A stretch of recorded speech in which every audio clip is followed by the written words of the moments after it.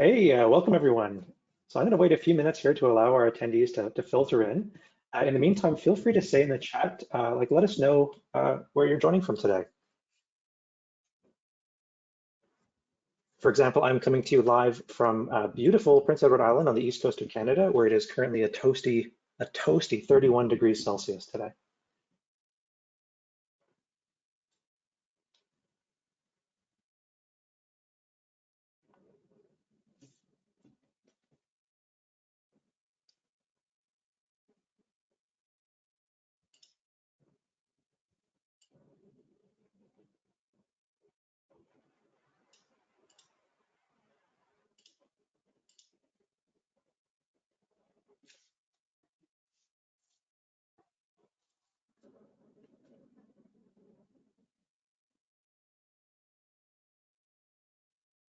All right, so some of you are still trickling in here, so I'm going to wait one more minute before we get started.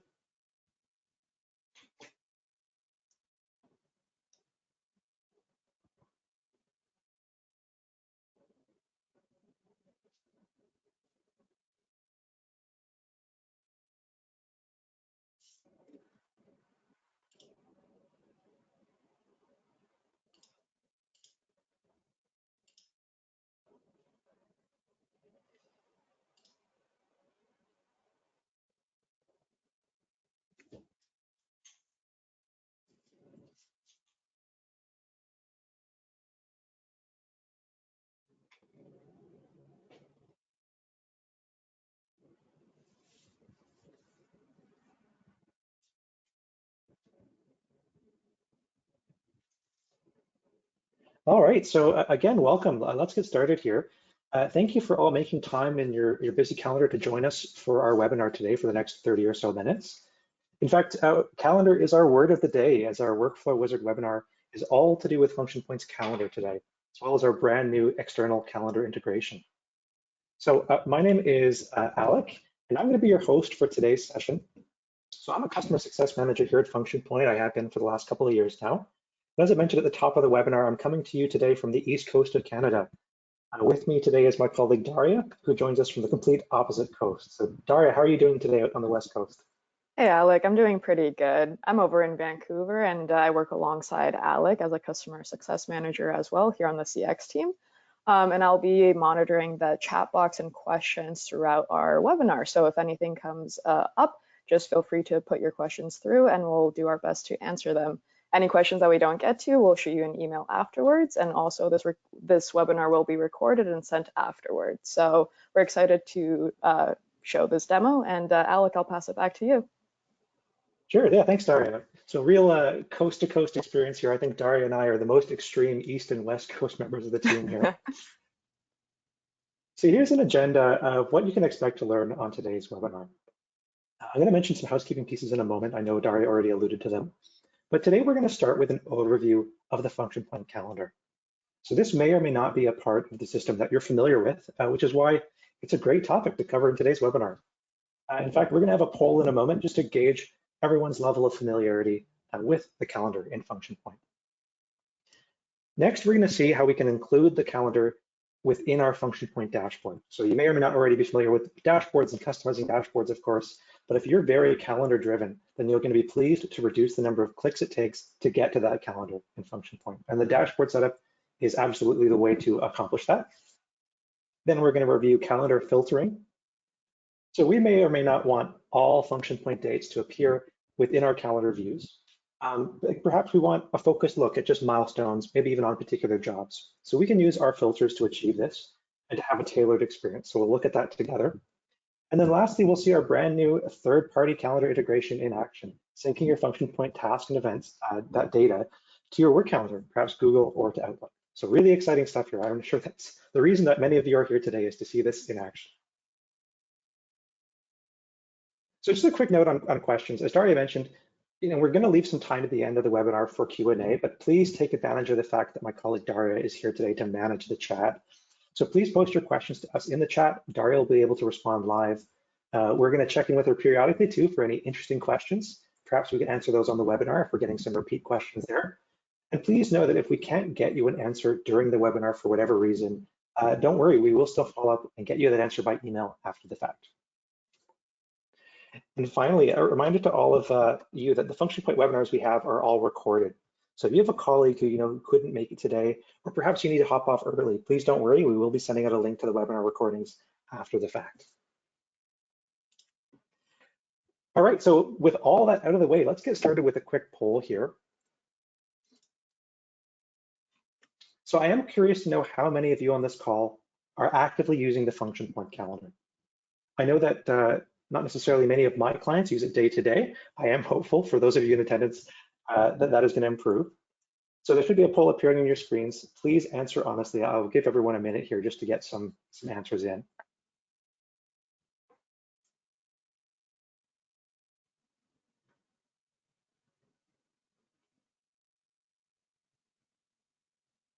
Give you a couple more seconds here. It looks like we are gravitating towards a result.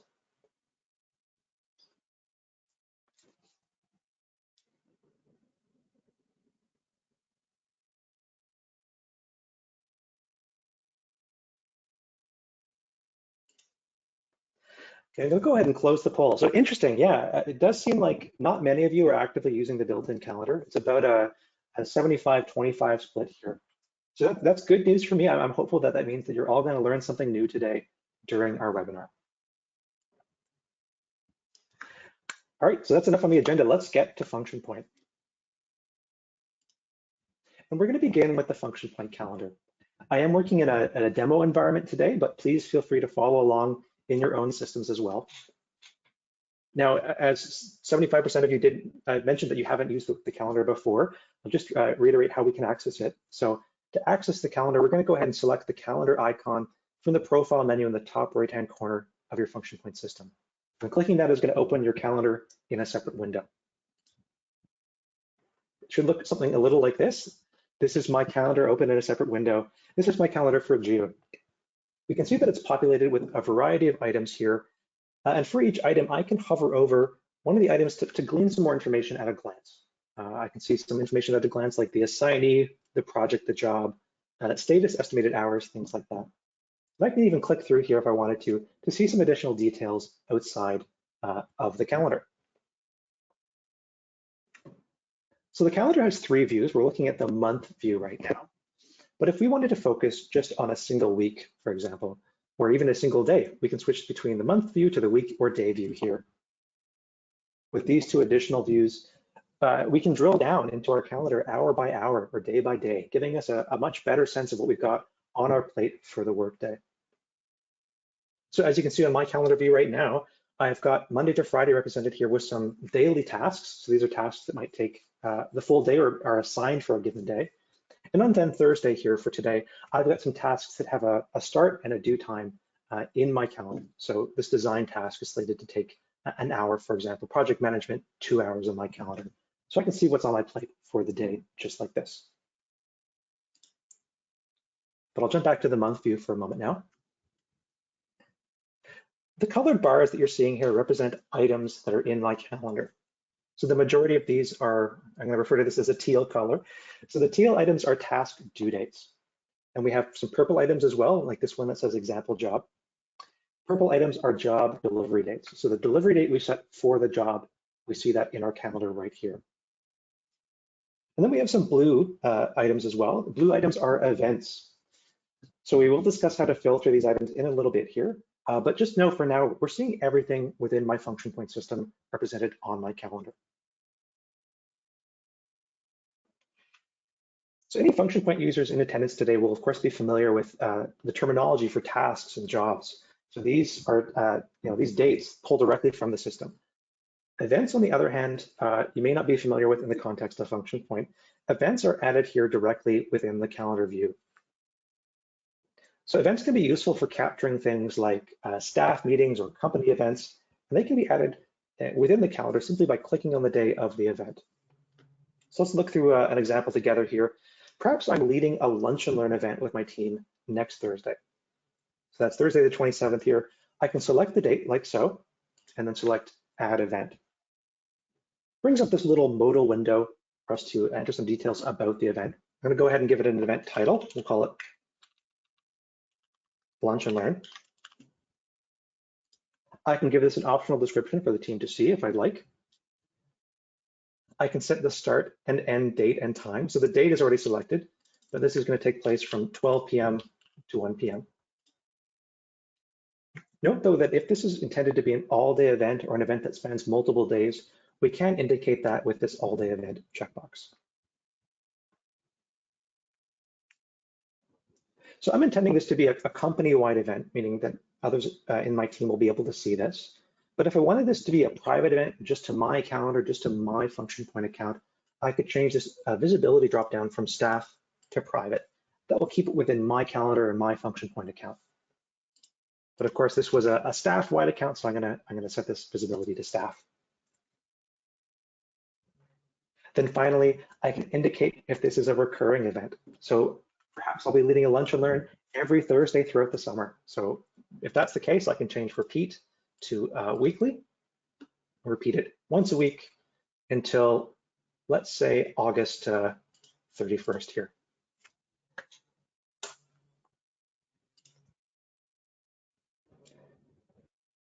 All right, so there is my event. I see it every week here. It'll go every single week until August 31st. So just a quick note on permissions here. There is a permission setting tied to public events. So unless you've configured things differently, your basic users will not be able to edit or delete public events like the one that I just created unless they themselves created it. So they'll be able to see it, of course. They'll have read-only access to it. Only you as an administrator, or if you created the event, will be able to go in and make changes to it. So I'll just leave that as a note here. If you'd like to limit who can edit or delete company-wide events, you'll want to make a note to review your permission sets. And with that said, that's our quick overview of the function point calendar. So again, an incredibly useful way to visualize task and job deadlines, as well as personal and company events. So we're going to switch back to the function point dashboard for a moment. And if you're anything like me, and you're particularly calendar oriented, I'll say, you don't want to be too many clicks away from your calendar at any one point. So fortunately, we can embed the function point calendar that we just saw right here in our dashboard, just like the tiles I see right here on the screen. So that'll put it front and center while still retaining our ability to move between other modules of the system. So you may already know how to create a custom dashboard, but just as a quick refresher here, we could hover over the dashboard icon in the profile menu up here in the top right-hand corner of the screen and select Customize Dashboards. Opens up this little modal window. On the left, we'll have our existing dashboards that we've already created. But for a new dashboard, we'll just need to give it a name. I can call this calendar. Then we need to select the desired layout. So we have a bunch of these layouts right down here below. So the divisions that you're seeing in these layout images represent dashboard tiles. So after we've selected a layout, we would then select our tile contacts accordingly. So perhaps in this case, it's jobs and bring in tasks and to-dos. And of course, to include the calendar on the dashboard, we would simply select calendar as one of our tiles. So before this webinar, I've already got two dashboard setups involving the calendar added to this account. So I'm going to go ahead and click close, and we'll take a look at what those other two dashboards I have look like. So first we have this 4-tile dashboard with the calendar occupying the leftmost third of the screen over here. Notice that this automatically uses the day view as opposed to the week or month view. So we're seeing, just like we saw before, a view of my Thursday. I can see those tasks that I have broken out by time right here in line. While we can switch days using these arrow buttons on either side of the word today, if we would like more detail from the calendar on the dashboard, we will need to use a larger size tile. So I have that example prepared to show us as well.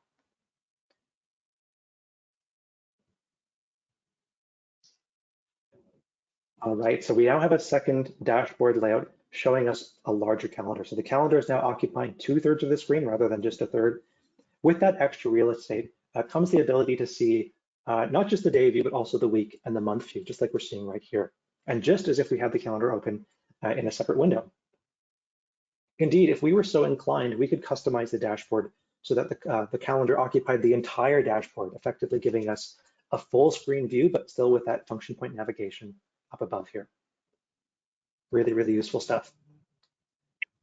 And like before, I should say, with the month view, we can add events directly to our calendar here, but this time from the dashboard. So I can select a date like so, click add event, and like before, add an event right here. Likewise, I can interact and hover over these other task items I have in my calendar, see some detail about them, click detail to be taken to more information about that task.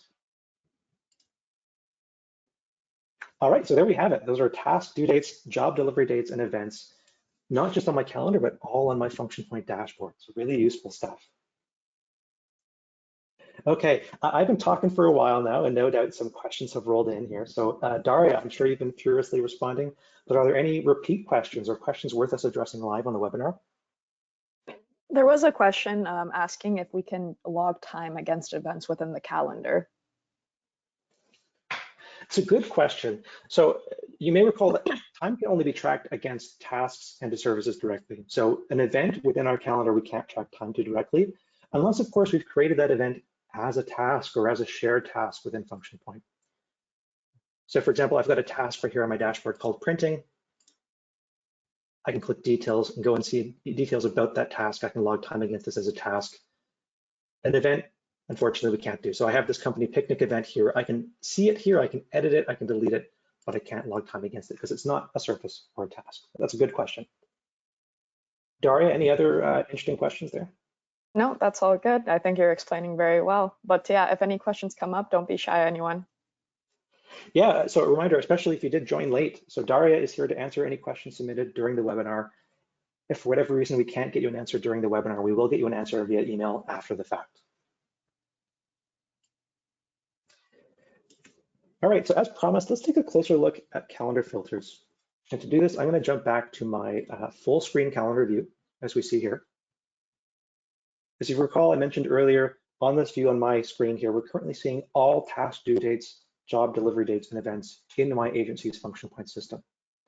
However, depending on your role, this may not be your use case, of course. So you may want to limit your calendar to a specific slice of task data, such as milestone tasks, or perhaps even limit the view to just job delivery dates if you have many on the go at once. And filters are how we can accomplish that. So we can manage our calendar filters by selecting this My Calendars button up in the top right-hand corner. Just select that here. A quick note though, if you haven't created any filters before, you may still have one or two filters included by default with your function point system. In fact, I have one selected right here called the classic filter. So it's likely that many of you have this if you're looking at the screen right now. So this pulls in tasks, jobs, and events as they pertain to your user account. So you'll see events that you've created and any tasks assigned to you. Again, if you're an administrator for your agency, this is likely the only filter that your staff records have. And in most cases, it may be the only one that they need to monitor their own work. We can add a new filter, of course. To do that, I'm going to go ahead and click Create New Calendar. Just like editing our dashboards, we have this modal window allowing us to see our previous dashboard filters or calendar filters, as well as the ability to add a new one. I'm going to go ahead and give my filter a name. I'm going to call it Approvals, as I'm going to intend with this filter to just show and filter out to only approval-related tasks. Next, what we need to do is to define our filter parameters. So this includes deciding whether we want to show events, tasks, and jobs. In this case, as I mentioned, I want to show tasks only. So I'm going to go to Events here, toggle off Show Events. I'm going to go to Jobs and toggle that off as well. So currently, as it stands, I'm filtering to just tasks with one series of filter parameters already applied, which is the task status. So by default, I'm going to be looking only at tasks that are either at draft stage, assigned, or in progress. So we're not going to be seeing canceled or completed tasks with this filter. So I mentioned I intend to show only approval-related tasks with this filter. Depending on your agency's workflow, you might identify approval tasks in one of a few different ways. So one might just be that you simply include the word approval in the task name. It's very, very valid, a simple way to do it. And if that is the case, I could just type the word approval into this search text field. What this will do is it'll filter to tasks that have that string of text in their task name.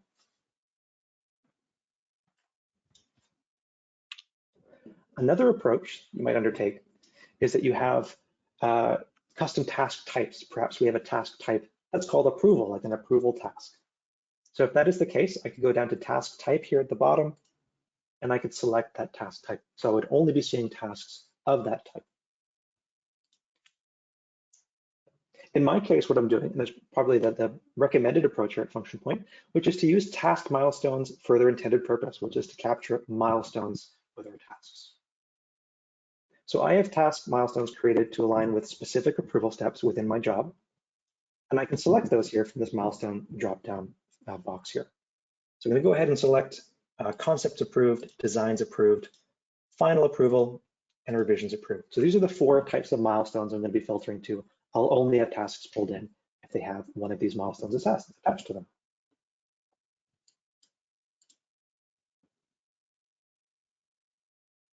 So with that done, I can now switch my active filter to approvals. And right away, we should see a difference.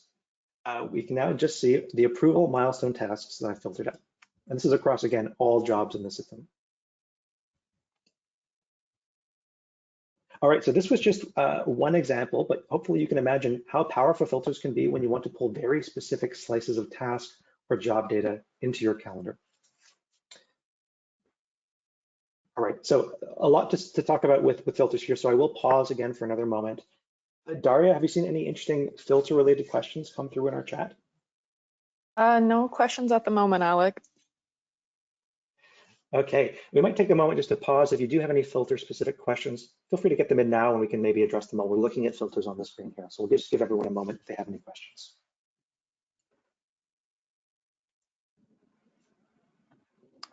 There is a question asking, where are milestones set up? Oh, that's a perfect question. So milestones are configured under the admin area. So this does presuppose that you have access here on this webinar to the admin area. But under admin, we'll go to system setup and then list maintenance. Go ahead and open that here. List maintenance is where we're configuring essentially all of the drop-down menus with a few exceptions through our function point system. This is sorted alphabetically here, so I'll go down to the very bottom. We have milestones, halfway up here. So these are the milestones that I have configured for this demo environment.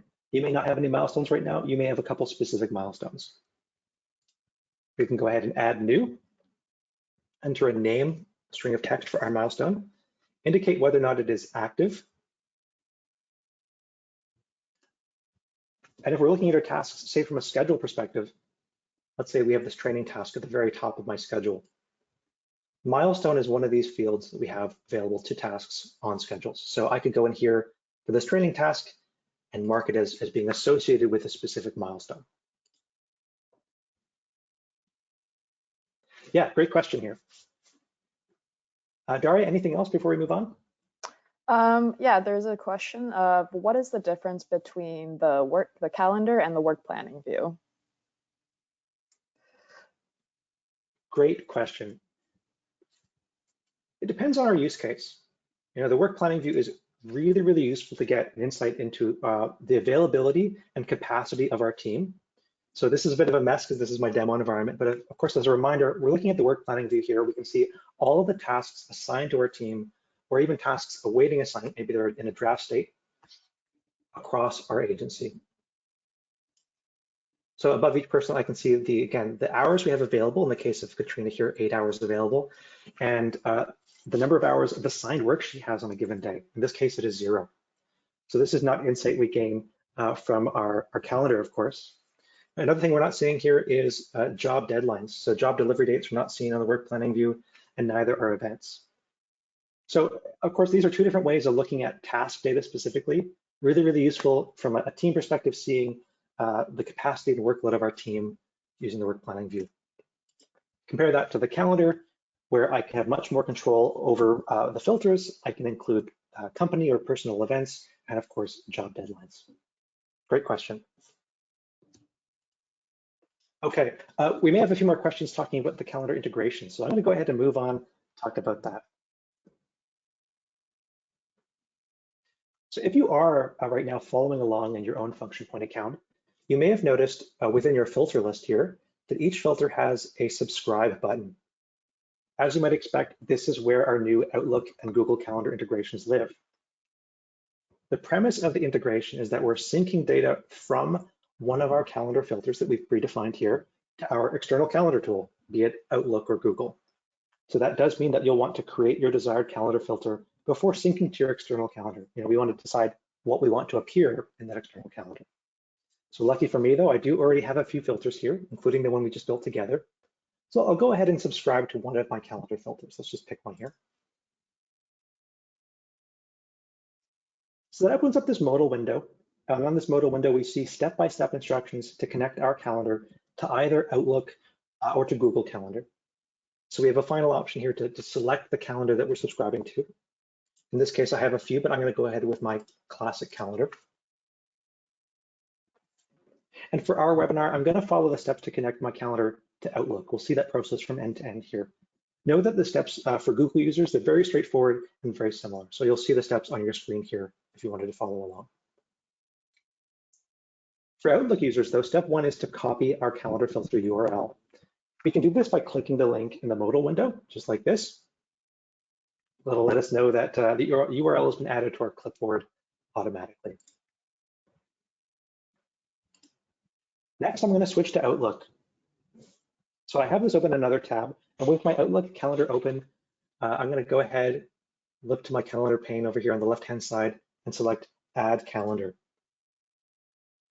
We'll see a few different options here. Of course, you can add and edit personal calendars within Outlook. That's a story for another day.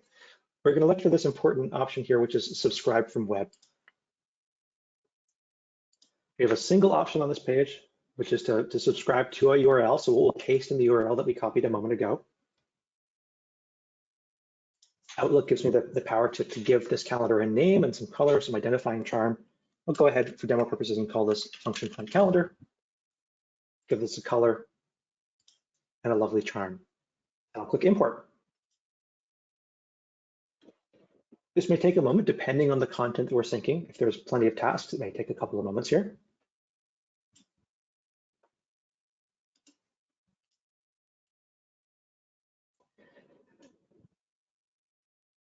All right, so taking a look, I now have my filtered calendar items from Function Point appearing in Outlook.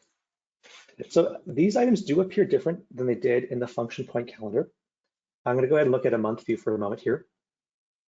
Give us some more insight.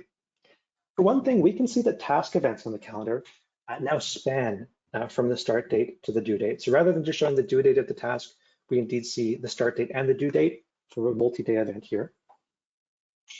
This can be very useful at a glance to see when work needs to be undertaken, of course.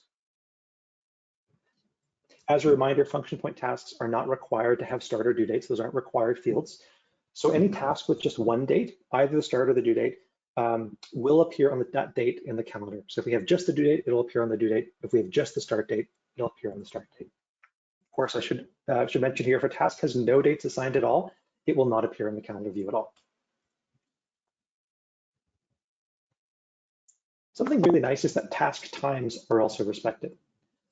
So, I've spoken with many agencies over the last couple of weeks about the calendar, and your agency may not currently be assigning tasks with specific start or due times.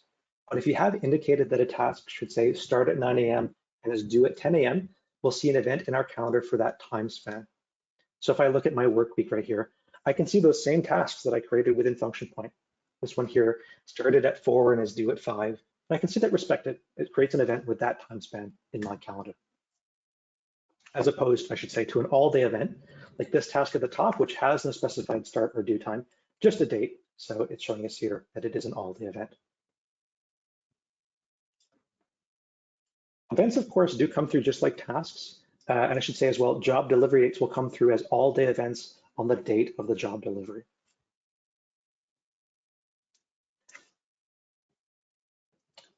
So I'm going to focus on tasks just for a moment. I'm going to open up a task event shown here in my Outlook calendar by double-clicking. So it isn't just the task created here as an event in calendar with a title. We have some additional detail. So you'll notice in the description, we have a bunch of task details that came over from Function Point. So for each task, we see the name of the client, we see the job, we see the task status and priority if we have stated a priority, as well as a task description. Below this, we have estimated and actual hours. And if this is a task assigned to me as a member of staff, let's say, in many cases, this is enough information for me to go ahead and complete the work all from my Outlook calendar without having to go to function point. At the very bottom, we have two links here. The first, if clicked, will take us straight to this task in our function point Kanban board. And that enables us to track time directly. Really, really useful stuff. So I open the link from my calendar here. It's opening the Kanban board to my task. Now, I don't actually have this in the right status to track time, but I could create a timesheet right here from the Kanban board. Really, really useful stuff. The second link allows us to manage the task page or manage the task for the task in question. So if I click it, it will take us to the task page, which of course I can click edit and then manipulate any detail about the task as needed. Isn't that just great? It's really useful stuff here. A lot of important information here about the task right here in our Outlook calendar with links taking us back to function point.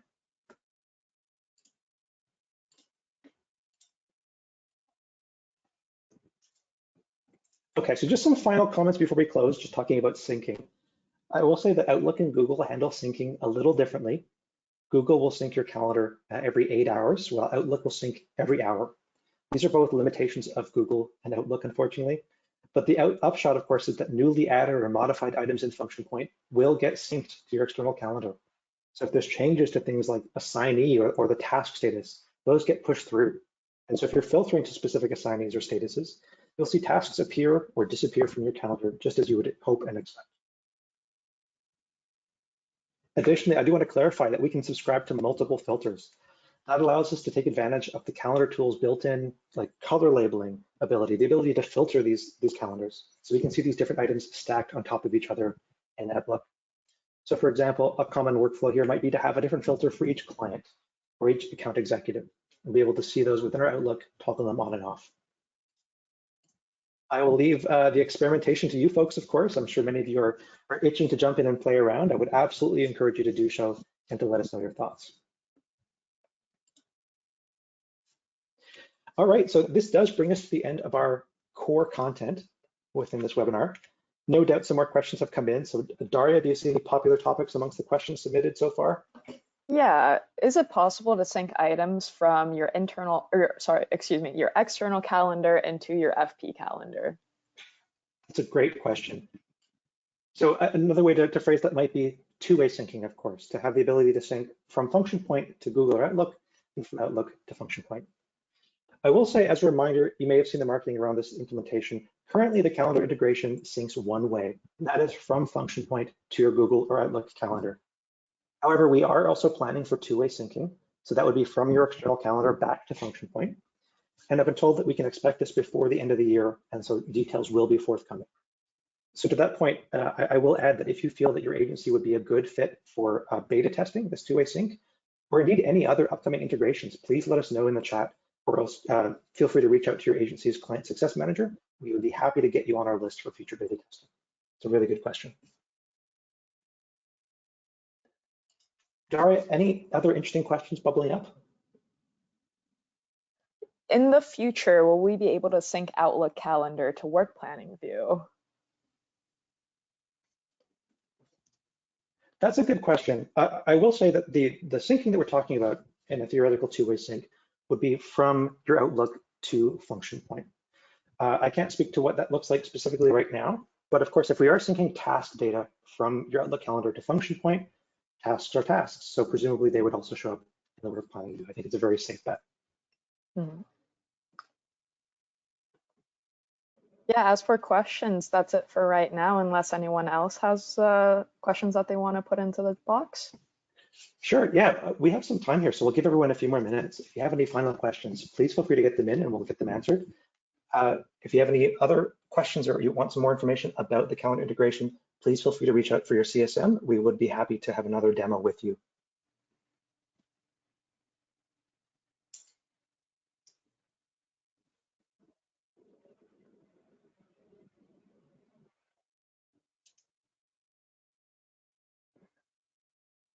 All right, I'll give everyone a couple more minutes here. Again, a reminder that the function point webinar today will have been recorded. So if you know someone who couldn't make it or if you need to hop now, please don't worry, we'll be sending out a link to the webinar recording after the fact. And a huge thank you to those of you who did attend. We really appreciate your attendance and your questions. There are a couple more questions coming in here, Alec, if you want to take a hold. Sure. Yeah. So one question is, how are jobs assigned to staff? I'm trying to understand why some jobs are showing on my calendar when I am not the AE assigned. That's a good question. And let's look together at the calendar filter so we can understand what's going on.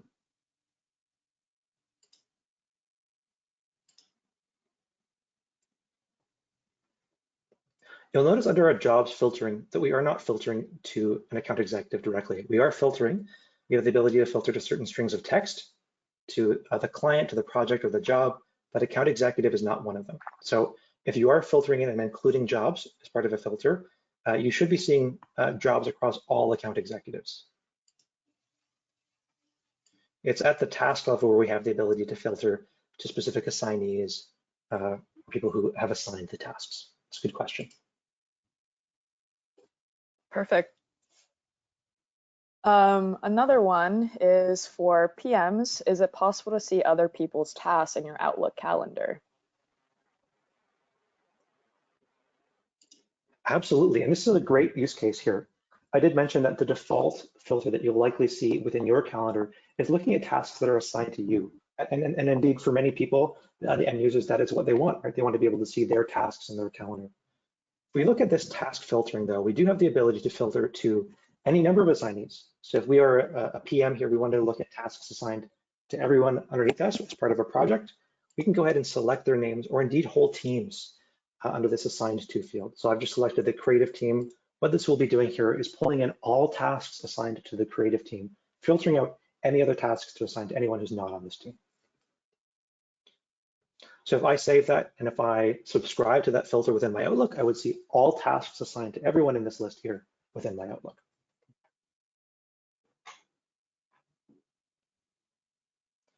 All right, perhaps time for another one more question. Daria, anything else that springs to mind? No, Alec, we covered it all. Well, great. So there are a few more attendees here. If you have a question that squeezes in at the last moment, we miss it, we will follow up by email with you, of course. But just a huge thank you to those of you who did attend. We really appreciate your attendance, and have a great rest of your days. I'm sure we'll chat soon via email.